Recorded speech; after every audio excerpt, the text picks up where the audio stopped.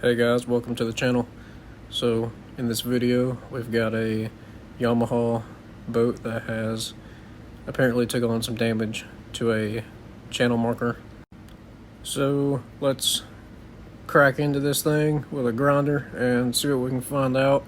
We're most likely going to see a lot more stress cracks and damage once we start grinding into it. We'll see that damage in the laminate. So let's get to it.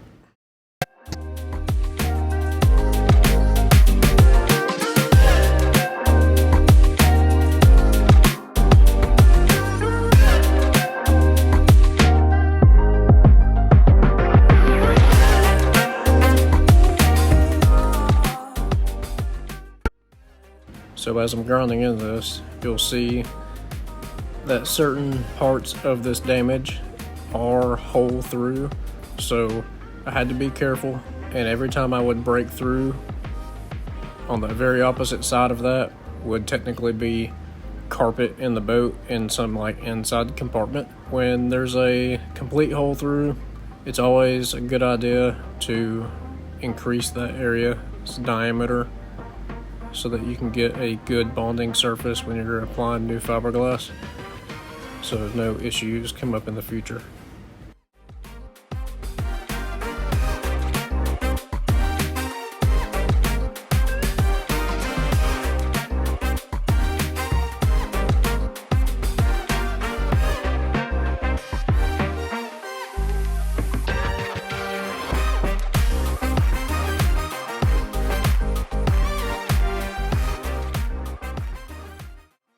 What I'm doing right here is I'm taking this broken piece of laminate and just taking it off. There's no need for it to be there, and it'll only cause issues in the future if you try to fiberglass over it.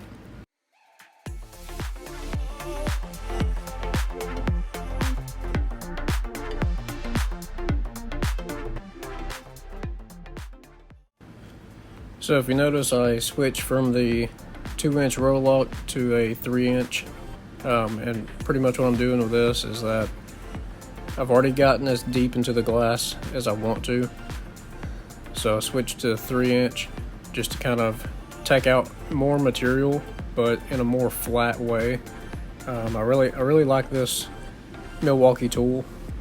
It just gets into a lot more places than I can with a bigger grinder.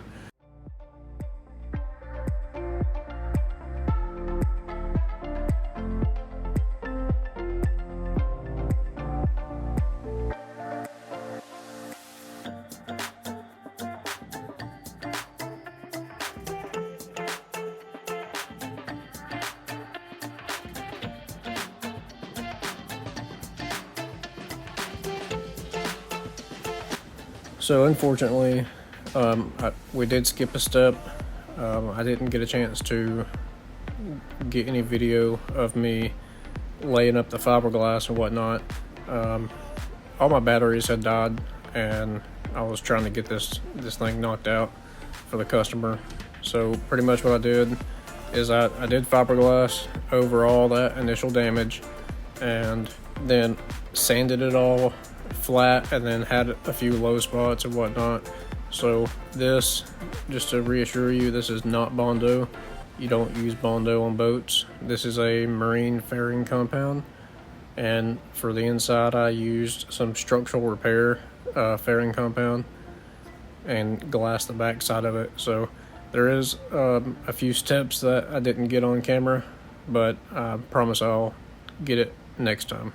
So I'm gonna speed this up a little bit, let you guys just watch me block everything out, get it smooth and ready for gel coat.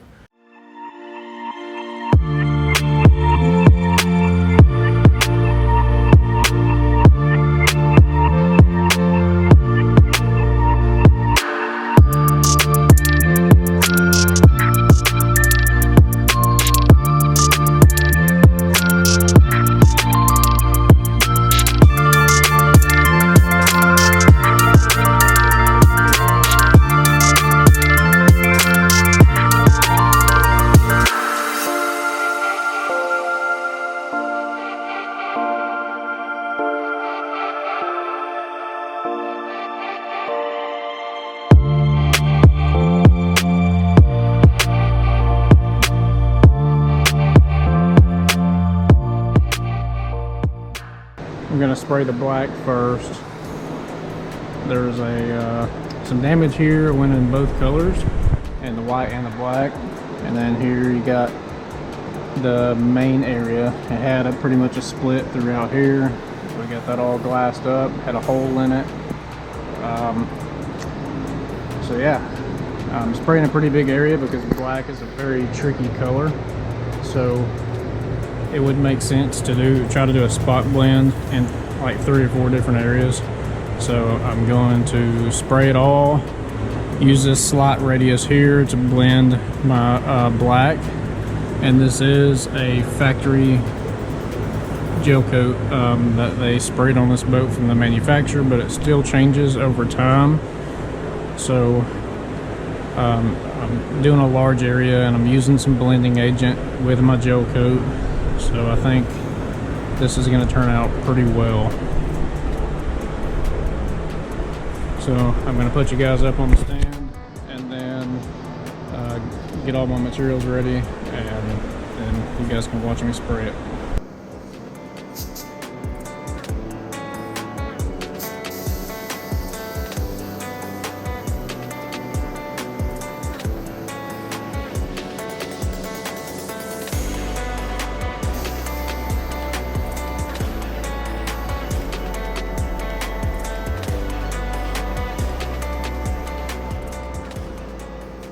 So what I'll be doing is I'll be putting a pretty medium wet coat on at first, and then let it flash probably about 5 minutes, and then come back, spray a couple more coats on.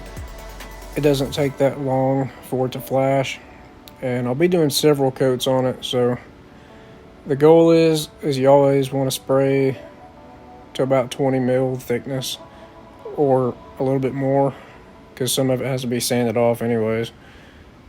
So yeah, just stay tuned.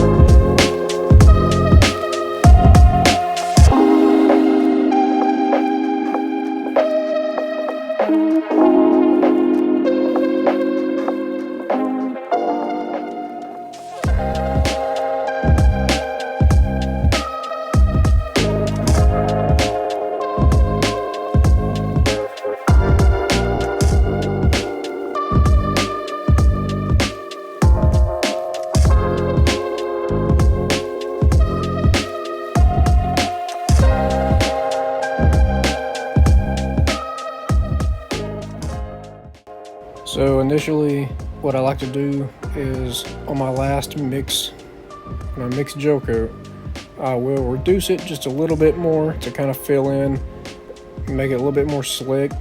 I know you're probably seeing a lot of orange peel, which is pretty normal for gel coat. That's just how it is. I mean, it's really thick. You can't even spray it out of the gun from the can.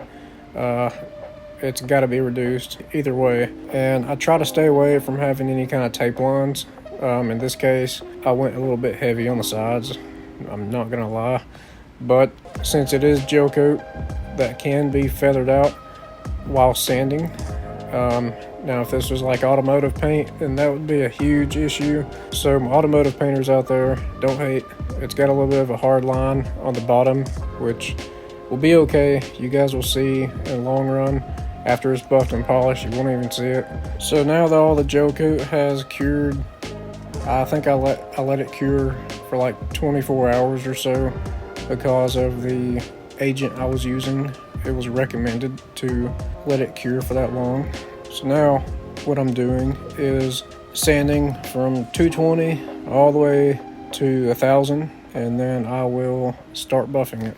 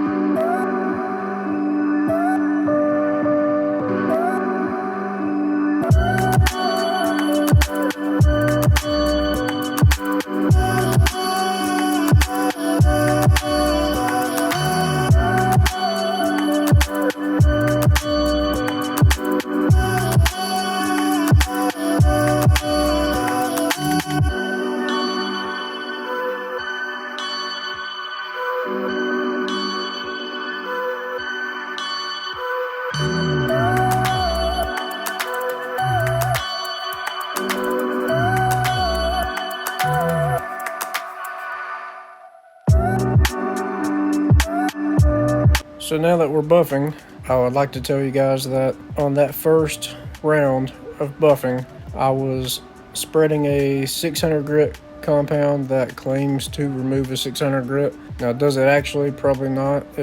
I think it might do good at a 800 grit scratch removal. So right here, you're gonna think I'm crazy, but I'm actually buffing at 3000 RPMs. Now, with that being said, there are several steps of polishing that need to take place after you buff at that high of RPM, and that is not anything that I would do just on a oxidation removal, for example. This is more so just for the refinishing side of things, when you need to buff out any kind of imperfection in the gel coat and scratches or whatnot from the DA. After I hit it with 3000, going with a 1000 compound, and then a diminishing abrasive compound that's also high cut, and each compound serves a purpose. So the 600, I'm buffing at 3000, and then I've got the 800. Each time I'm cracking it down from 3000, then I'll hit it at 2200, and then 1800, and then I'll polish it with a yellow wool pad at about 1400.